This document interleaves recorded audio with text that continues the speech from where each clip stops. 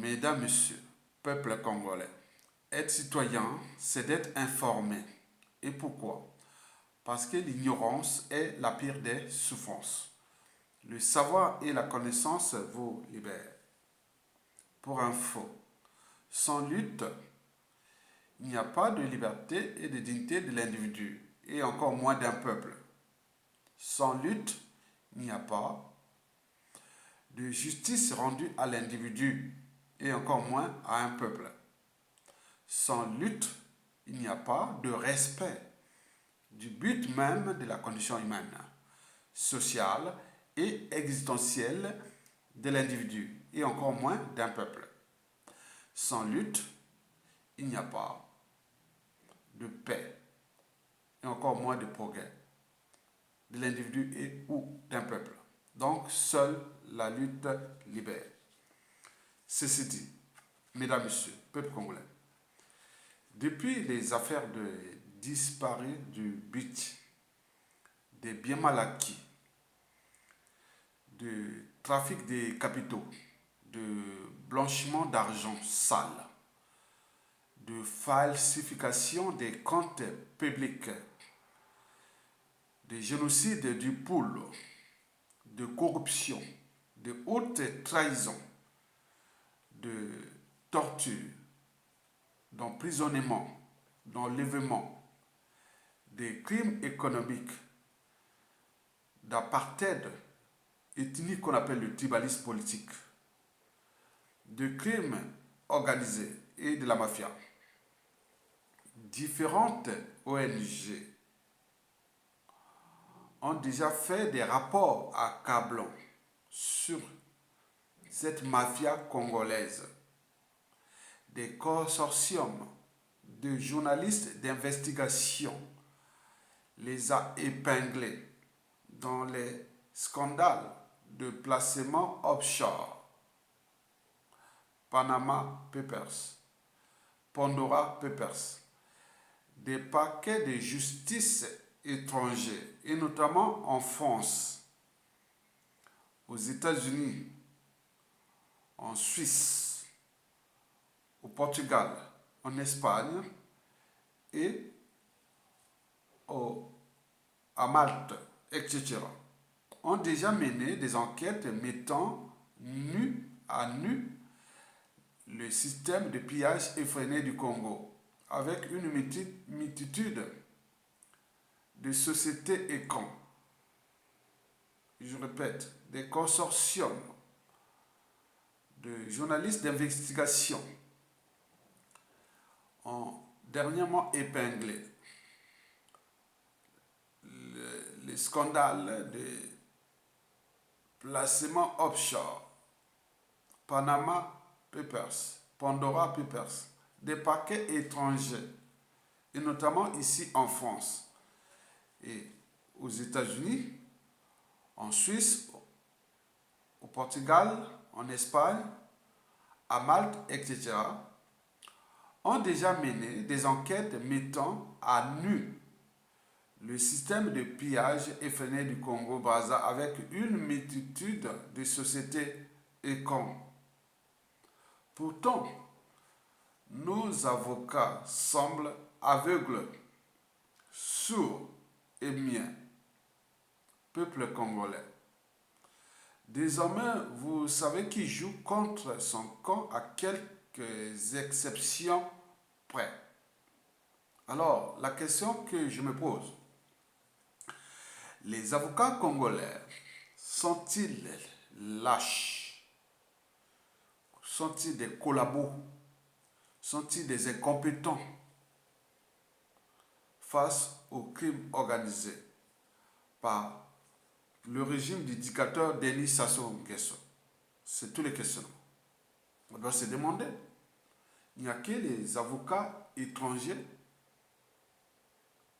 qui s'occupent des affaires nous concernant, mais nous, avocats ou magistrats, hommes de droit congolais, on est là, on regarde comme des moutons, on est là comme des spectateurs. Alors que nous avions formé beaucoup des hommes de droit depuis l'indépendance à nos jours. Si vous voyez au rang de formation de l'enseignement supérieur au Congo depuis 1960 à nos jours, au top 1, ce sont des juristes, qu'ils soient hommes de droit public, droit privé, avocats, magistrats et autres. C'est surtout le premier. Deuxième vient les sciences économiques, les économistes. On en a beaucoup formés. Troisième vient les sciences humaines, autres que ce soit la philosophie, l'histoire géo, les sociologies, la psychologie, et toutes ces choses-là. Au top 3 ou 4, c'est tout ce qui touche la gestion financière, économique, et voilà. Après, avant-dernier, c'est la médecine. Et les derniers, ce sont des scientifiques. On en a formé peu de scientifiques au Congo. Mais nous avons ces juristes-là. Qu'est-ce qu'ils ont fait? Qu'est-ce qui fait qu'ils sont là? Aveugles, sourds et muets. Au lieu de se structurer, s'organiser et constituer aussi des consortiums, des avocats congolais, et qui peuvent aller prendre aussi ces dossiers, puisque quand on constitue le consortium des avocats congolais, on se dit, c'est notre pays, il est en train d'être pillé, et nous sommes là en train de regarder comme des moutons, alors qu'on est des hommes du droit. C'est tout le questionnement.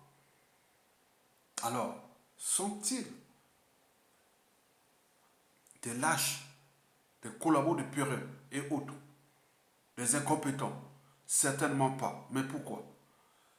C'est pour 3 raisons. Je vous donne 3 raisons pour lesquelles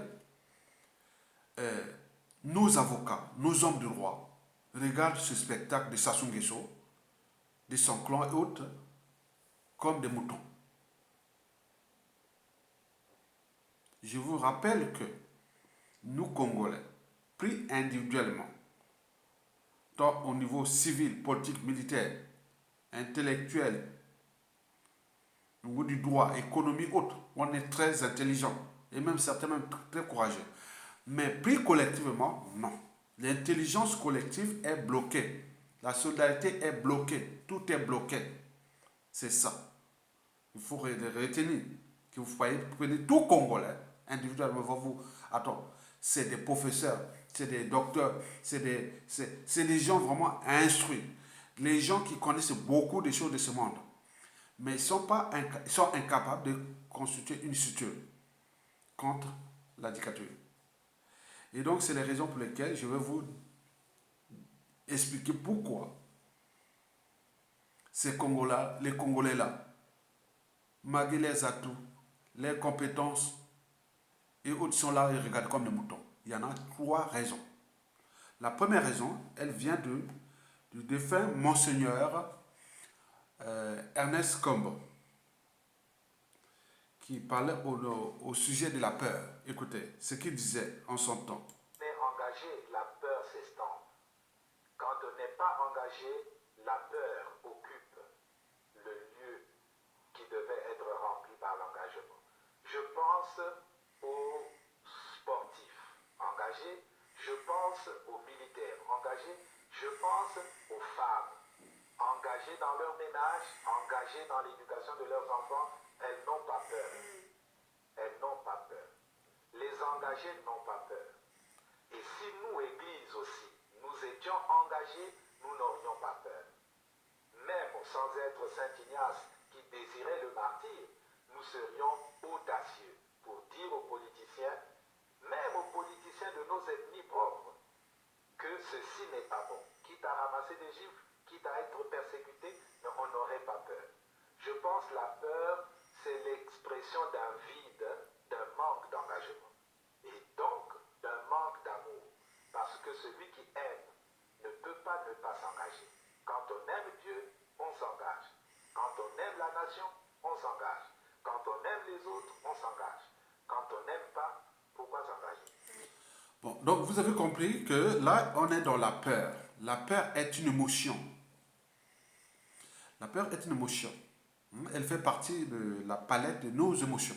Il y a la peur, la tristesse, la soumission, le dégoût, la colère, l'acceptation, la joie. Ça fait partie la palette de nos émotions. Or, du point de vue cérébral, la peur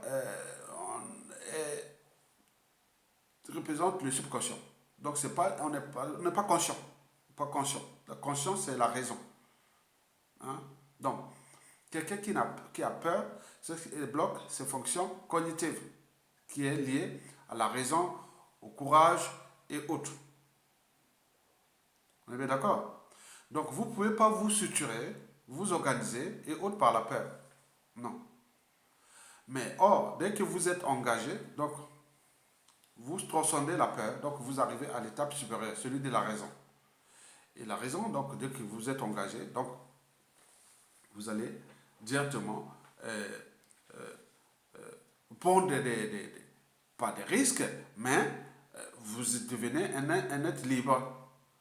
Parce que celui qui n'est pas engagé, qui a peur, n'est pas libre. Et donc, Mandela disait déjà à son temps que j'ai appris que le courage n'est pas l'absence de peur, mais la capacité de la vaincre. La suite, on la connaît. Mais nous, au Congo, comme dans la diaspora, nous avons plein d'avocats. Ils sont incapables de se structurer ensemble, de s'organiser et autres. Parce qu'ils ont peur. Dans la peur, on ne peut pas se structurer, s'organiser. Se structurer, s'organiser, c'est quand vous avez franchi la barrière de la peur et de l'émotion. Ici, en Occident, il arrive une situation d'injustice, d'oppression, de la barbarie et autres. Ils s'indignent. Bien entendu. Pourquoi s'indignent? Parce que l'indignation est une émotion. Et l'émotion est humaine. Après l'indignation, ils commencent à se structurer, s'organiser et agir. Donc, pourquoi ces structures s'organisent et agissent? Parce qu'ils ont franchi la barrière de la peur, la barrière des émotions, ils sont au-dessus, au niveau de la raison.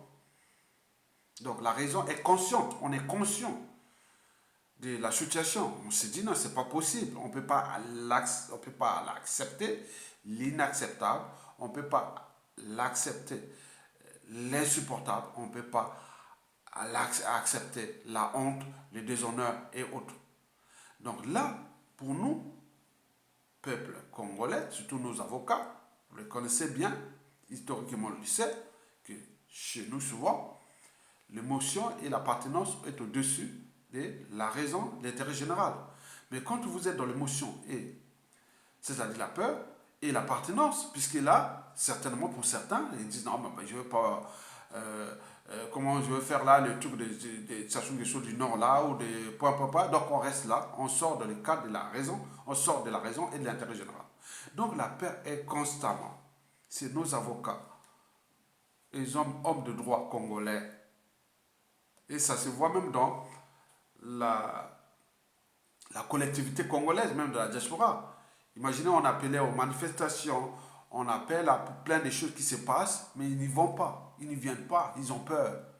Ils ont peur de Sassou Nguesso, ils ont peur de tout ce qui est leur séjour, du point de vue administratif, du point de vue de plein de trucs, de leurs affaires, puisque là où ils sont, par exemple, en France, c'est la France-Afrique. Bon. Et la plupart de ces avocats sont dans les différents barreaux de France. Donc ils veulent pour leur carrière, ils privilégient leur carrière et autres, au lieu de se regrouper. Hein. Donc quand on a peur, on peut dire non, on se regroupe au sein des consortiums des avocats congolais. Des avocats congolais. Mais là, il y a un autre problème qui va se poser, le problème du tribalisme, inconscient et conscient.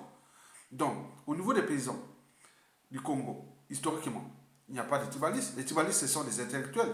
Et les juristes, les gens qui ont été à l'école, qui sont là, ils n'y arrivent pas à se structurer, à former une structure, même un consortium d'avocats congolais. Que du nord au sud, de l'est à l'ouest, au moins on peut s'entendre, nous déjà à l'échelle, au niveau du droit, et on va montrer l'exemple. Mais là, incapables. Ils sont incapables. Donc on revient toujours au problème de la peur. Donc parce qu'ils ont peur de leur carrière, ils ont peur de point. Trop de peur tue la peur. Donc quelque part, ils sont sont dans l'entonnoir, le piège de Sassou Nguesso, sans le savoir. Et donc, vous avez compris. Donc, la peur, c'est le manque d'engagement. La peur, c'est le vide. La peur, c'est que, bon, pour eux, le pays, bon, ils attendent que le pouvoir, c'est pour le pouvoir. Dès qu'ils s'assortent là, vous voyez, ils s'engagent, ils vont vite pour occuper le poste de ministre, de directeur, de point. Ils sont là pour les pouvoirs. Mais pour l'intérêt général, non, ils sont là. C'est la raison pour laquelle vous n'avez rien là, puisque nous avions chopé des procès ici. Moi, je suis ici depuis des années en France. Je n'ai jamais eu des affaires. Ici, avec les affaires juridiques, non, jamais. Mais dès que je m'étais engagé contre Sassou Nguesso, c'est là que je sors les procès, France-Afrique. Mais quand on appelle les juristes constituer un consortium et que pour que on se bat ensemble pour la cause d'intérêt général, notre cause est digne, juste, noble, légitime. Donc pourquoi pas constituer ce groupe-là et à faire des appels aux dons et autres. On peut le constituer déjà pour ce cadre de droit. Parce que les gens qui prennent des risques pour défendre l'intérêt général, il faut les encourager. Mais quand vous appelez à l'aide, que voilà, venez payer les avocats, vous avez vu par exemple, avec le tribalisme, la jalousie, la méchanceté et autres, les gens sont venus se moquer sur les uns des autres. Mais à côté, dans l'ère télévision ou Internet, ils voient qu'il y a une cause qui se passe, que ce soit pour les Juifs, que ce soit pour les Arabes, que ce soit pour telle cause. Toute leur solidarité collective, ils viennent contribuer et payer. Et là, ils sont là, ils regardent. Les appels aux dons à la télé, ou partout, on les appelle et ils font là. Maintenant, ils sont là, à regarder. Maintenant, quand ils concernent leurs propres concitoyens, ils sont là en train de se moquer, en train de faire ça. Donc, vous voyez qu'il faut en tenir compte de notre propre anthropologie. Qui est que nous sommes des êtres plus ou moins organisés, peu structurés, et puis encore des lâches, des peureux et autres. C'est ce qu'on appelle les bantous, il faut les remarquer. Vous appelez à l'appel à la solidarité, niet, il n'y a personne. Mais ils sont contents que vous preniez des risques. Mais quand vous prenez des risques pour l'intérêt général, ils sont contents, ils vous encouragent. Mais dès que vous êtes dans les cas des cartades, et là, chacun commence à fouiller, à se barrer. Donc vous voyez ça, c'est la réalité. Donc ces avocats-là sont dans ce même piège-là, qui est déjà anthropologique, où l'émotion et l'appartenance est au-dessus, sortent au-dessus de l'intérêt général, du courage et autres. Sinon ça se sera. La deuxième raison, c'est que la plupart de ces avocats sont quelque part des intellectuels, on a dit des élites cadres. Mais c'est que un intellectuel, c'est d'abord quoi? C'est d'abord qui? Qu'est-ce qu'un intellectuel? Un intellectuel, il faut 5 critères. Il faut déjà être diplômé, au moins bac. Tu as au moins un bac, c'est déjà bon. Deuxièmement, avoir une culture générale. Il faut être cultivé, il faut connaître beaucoup de choses qui parlent de la philosophie, de l'histoire-géographie, de la sociologie, de la psychologie, des sciences humaines, des sciences exactes. Il faut lire tout, il faut connaître tout. Et pourquoi? Parce que pour le troisième critère, c'est-à-dire l'intellectuel nourrit les débats. Il doit faire part de ses analyses, de ses opinions, de ses points de vue sur des problématiques plus ou moins partagées. Donc, si vous voulez nourrir les débats, approfondir les débats, le contenu du débat, ce n'est pas qu'il parle mal français ou autre, il faut voir le contenu. Le contenu. Moi, je corrige les preuves de biologie ou de biologie ou autre avec qui mal, qui fait ça. Non, moi je regarde le contenu du sujet. Je lui donne. J'ai gardé pour les élèves au pays là-bas. J'ai ramené ce que je vous notais au lycée. Pour les classes de première là, A là, et de première C et de terminale là. J'ai gardé ici, j'ai noté les élèves. À côté, j'ai la fiche là, j'ai vos noms ici, j'ai ça avec moi ici. Là, j'ai un tenace, intelligent mais fainéant. Et non. Motivé. Donc on note là. C'est pas la forme, c'est le contenu. Donc l'intellectuel doit nourrir le débat. Il doit approfondir parce qu'il a beaucoup de connaissances. J'avais un élève très intelligent. Il connaissait, certes, il avait peut-être des parents, c'est ceux qui connaissent beaucoup, hein, passé à l'école, bon, aller au lycée, hein, et en terminale. Hein. Il était très intelligent, ce garçon-là. C'est un Bangangoulou. Hein, c'est un Bangangoulou. Il m'a même poursuivi jusqu'à la maison. Hein, il venait chercher. Il était toujours. Voilà. Donc, il a eu son bac, du coup. C'était bien. Bon, donc, ce jeune garçon-là, il connaissait beaucoup de choses. Mais il voulait m'entraîner vers la biochimie. Hein, vers la biochimie. Donc, on voulait expliquer l'homéostasie, hein, le sang et le milieu intérieur. Tout ça, le pH du sang doit être atteint à 7 degrés. Le pH doit être à 7.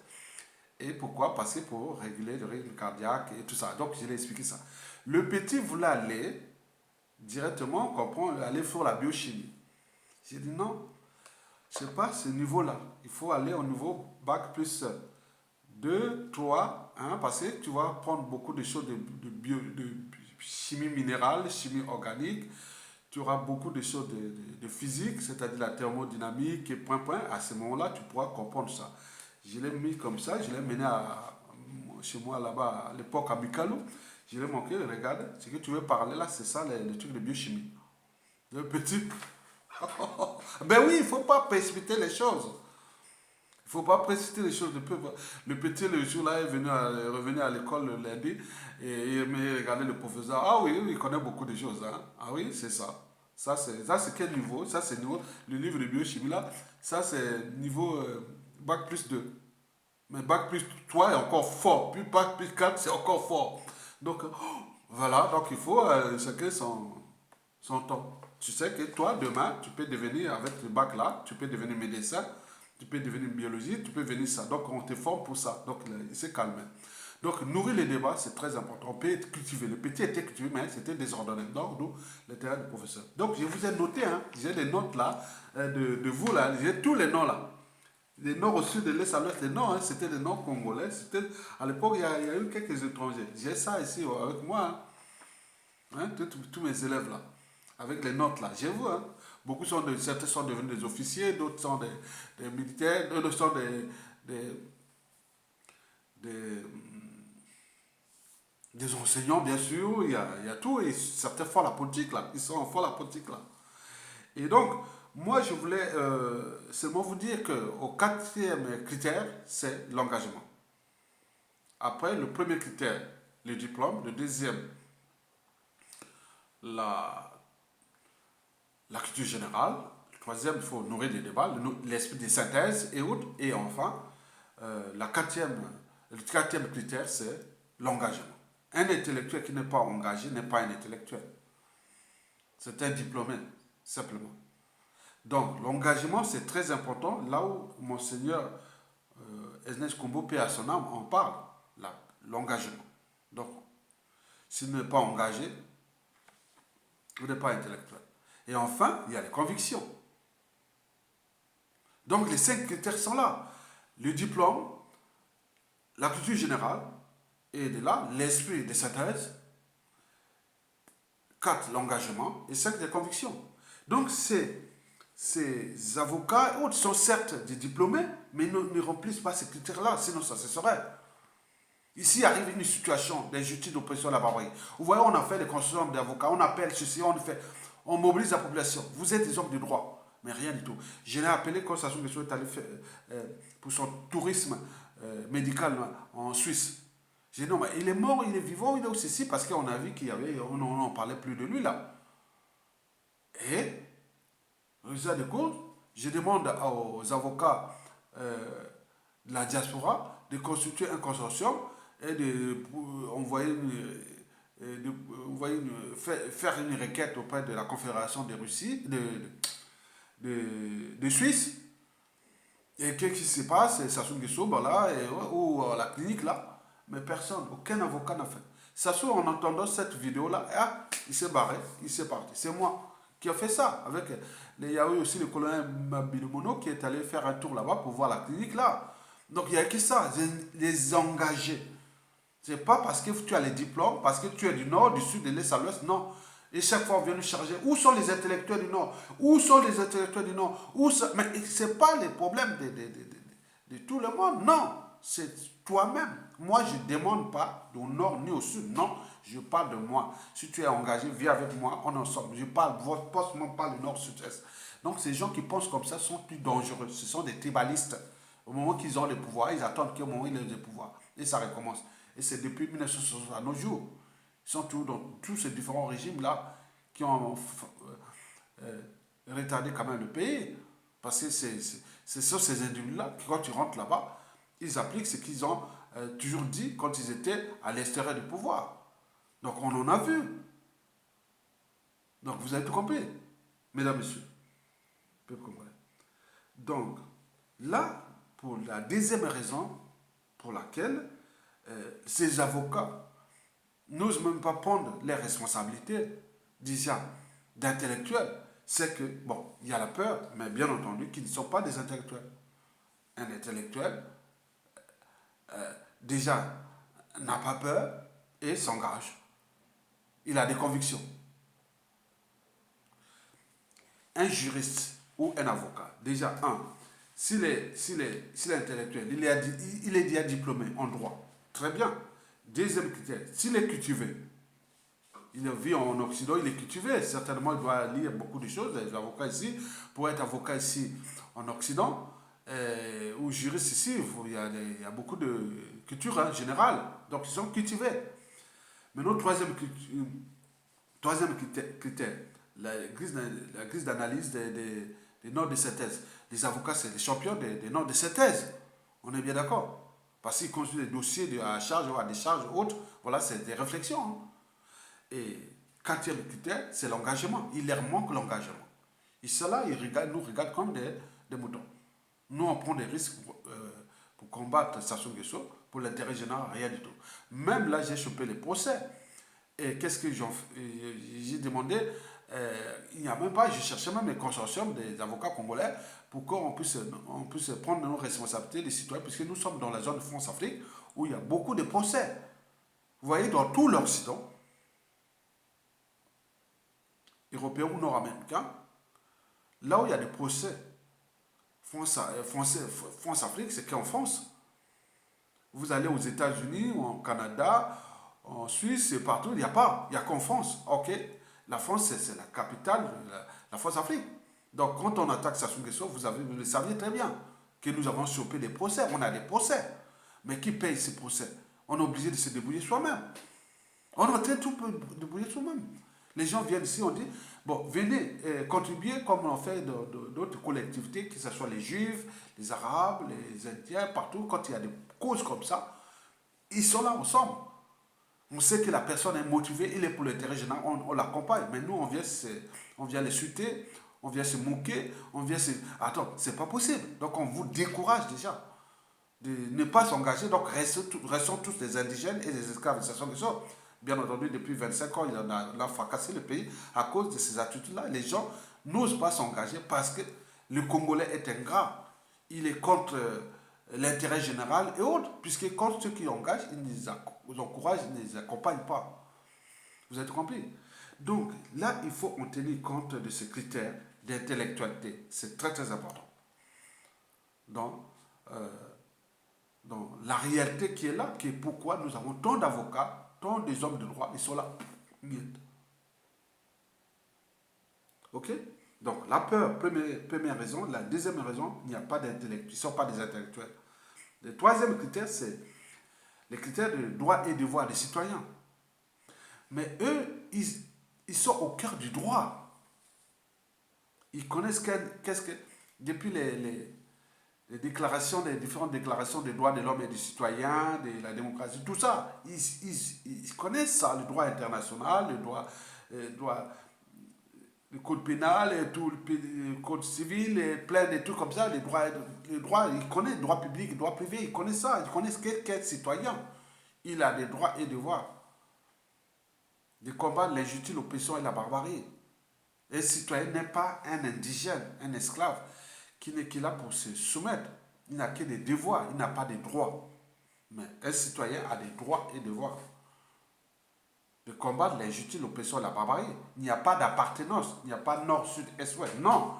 Je regarde Sassou Nguesso comme un individu, un monsieur qui est là à la tête de notre pays, qui est en train de piétiner le peuple là, en train de fracasser ce pays. Point barre. Je n'ai pas besoin du nord, sud, est, ouest. Comme certains sont venus me dire que Ayatonga est les gardiens du top du nord ou les pouvoirs au nord. Mais c'est à de quoi devenir faux. Il y a de quoi devenir faux. Les gens qui sortent de ce genre de pensée sont très dangereux. Hein? C'est comme si on dit Ayatonga c'est un criminel, Ayatonga c'est ça. Mais qui va demander il y a de quoi même se suicider pour certains. Donc voilà, ce sont des gens très dangereux, infréquentables. Parce que ces gens qui lancent des fatwas, que Ayatonga n'allez pas dans Facebook, là où il y a Ayatonga, n'allez pas voir le blog d'Ayatonga, n'allez pas voir la page YouTube d'Ayatonga, n'allez pas. Mais ces gens-là, vous les regardez comme ça, vous êtes ensemble, mais ils sont dangereux. Ils sont dangereux. Mais vous ne le savez pas. Parce que vous allez se rendre compte quand vous allez vous retrouver dans la situation que Marine Ngouabi et tous les autres se sont retrouvés devant Sassou Nguesso. On voit comment il les a fracassés, il les a brisés. On va se retrouver dans la même situation quand le cas du professeur Pascal Lissouba, personnel, s'est retrouvé fracassé et trahi. Mais ces gens-là sont là. Donc ils sont là en train de faire là par émotion, par appartenance. Vous êtes là en train de voir comme si, parce que le pouvoir soit disant au nord et autres. Moi je leur dis que il faut que ça se dégage. Pourquoi? Parce que le jour où il se dégage, on aura déjà enlevé l'énergie quelque part de la géopolitique là. Moi je leur dis que le jour où ça se tombe, moi je serais content que pour la cuvette et aussi pour les Nord, puisque nous tout est par appartenance, par émotion. On n'arrive pas à s'entendre, même les avocats entre eux, parce qu'entre eux, il y a les tribalistes. Hein. Il y a des avocats du Nord, des avocats du Sud, de l'Est, ou de Tsetse, ou de telle tribu, autres, ils sont là. Hein. Ils ne peuvent pas s'entendre. Je crois qu'un Itois qui est avocat ici va s'entendre avec un Malonga, avocat ici, et autres, c'est comme ça. Il faut dire la vérité. Donc ils oublient qu'ils sont des citoyens. Il n'y a pas besoin d'appartenance, d'émotion. Donc, ils ne savent pas que les citoyens doivent désobéir. En désobéissant, il arrête sa liberté. Des citoyens et aussi du peuple. Les citoyens doivent résister. Par la résistance, il arrache sa dignité. Et enfin, le citoyen doit se révolter. Par la révolte, il exprime son pouvoir des citoyens et aussi des peuples. Qu'en plus vous êtes nombreux à ce combat, non. Il arrive une situation d'injustice, l'oppression de la barbarie. Nous sommes là ensemble. Là, nous sommes face à Sassou Nguesso. Mais les gens préfèrent aller entre eux, entre appartenance. Hein. Entre appartenance. Moi, mon avocat, j'ai demandé à certains de par effet d'appartenance. Oh, mais tu as pris un avocat qui est du Sud. Pourquoi tu ne prenais pas un blanc ou tu ne prenais pas un nordiste? Vous amenez des gens comme ça. Moi ce compatriote-là, je m'excuse. Je l'ai donné un coup de poing ce jour-là qu'il a parlé comme ça. Il est là en France. Je vous dirai. J'ai donné un coup de poing. J'étais prêt à se battre. Je viens de dire, non, on est là, nous sommes là tranquilles. On vient nous attaquer par la France-Afrique, parce qu'on a publié l'étude là qui choisit de la vérité. On sort le procès, il faut payer. Moi, je prends un avocat qui connaît bien le problème de la résistance. Moi, c'est un individu. Moi, je ne vois pas qu'il est du Sud. Et celui-là, cet ordre-là, il vient dire, au lieu de prendre un blanc ou un gars du Nord, tu vas prendre un avocat du Sud. Tu crois que les sudistes, donc, je l'ai donné un coup violent. Il y connaît là. Hein. Il n'a pas porté plainte. Il pouvait porter plainte. Voilà. C'était enragé. Donc, je lui ai dit non, je reste là parce que, vous savez, mon dossier là-bas, que ce soit la justice, ils ont les dossiers là-bas, la police. Il y a eu des bagarres ici en France, ben, ce n'était pas moi qui cherchais. Moi, je me suis bagarré. Le procès qui s'était passé dans le Paris 19e, où j'ai fracassé un monsieur, c'était vraiment dans la légitime défense. Vous les connaissez bien. Il y a eu d'autres aussi. Donc, moi, je n'aime pas ce genre d'injustice. Donc, je suis en face d'un individu, un Congolais. C'est un Congolais, puisque moi, je ne choisis pas comme par hasard. C'est un individu, je l'ai rencontré dans beaucoup de tribunes, il réagit, il fait beaucoup de choses pour le pays. Et autres. Je l'ai trouvé, c'est un citoyen congolais, comme moi, il est bien comme moi. Je dis non, je vais là. C'est tout. Il faut aller dire un nordiste ou un blanc ou autre, qu'est-ce que ça veut dire? Vous avez compris? Mesdames, Messieurs, donc, les trois raisons sont déjà précitées, c'est-à-dire la peur, pas d'intellectualité et surtout, ils ne disent pas qu'ils sont des citoyens. Donc, moi, je suis un citoyen. Donc, vous ne venez pas emmerder les gens avec ces, ces problématiques qui touchent l'intérêt général et que les gens ne sont pas capables de s'entendre ensemble pour avancer, mais ils restent dans leur monde de la division. Et vous l'avez constaté, aujourd'hui, ce moment, c'est ça. Hein. Sans raison apparente, la haine de l'autre, la division du Nord-Sud et autres à cause d'un individu. Et dans ce climat-là de méfiance et de défiance, comment les avocats peuvent s'entendre ensemble alors que bon, ben, y a trop de traites, il y a trop de... C'est ça le problème. C'est ça qui fait que nos structures de combat sont instables, puisqu'on n'a pas des hommes de conviction, des hommes qui s'engagent, qui ont ensemble soudés, sans qu'il y ait traîtrise et autres. Donc on a peur de la traîtrise, on a peur d'être empoisonné, on a peur de ceci. Donc c'est ça qui est là dans ces cadres-là de notre pays. Donc il faut les comprendre, ces avocats-là. Ils sont là, mais il y a certains qui sont engagés. Hein. Bon, nous les savions, hein, nous avons déjà, dans la diaspora congolaise de France, nous avons déjà 3 avocats engagés là. On les a, on les connaît.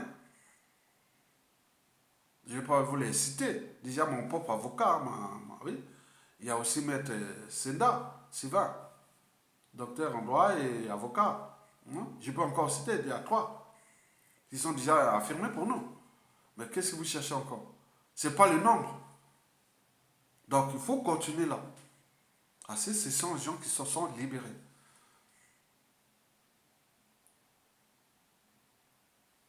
Mentalement déjà. Parce qu'ils n'ont pas peur. Deuxièmement, ce sont des intellectuels. Troisièmement, ce sont des citoyens.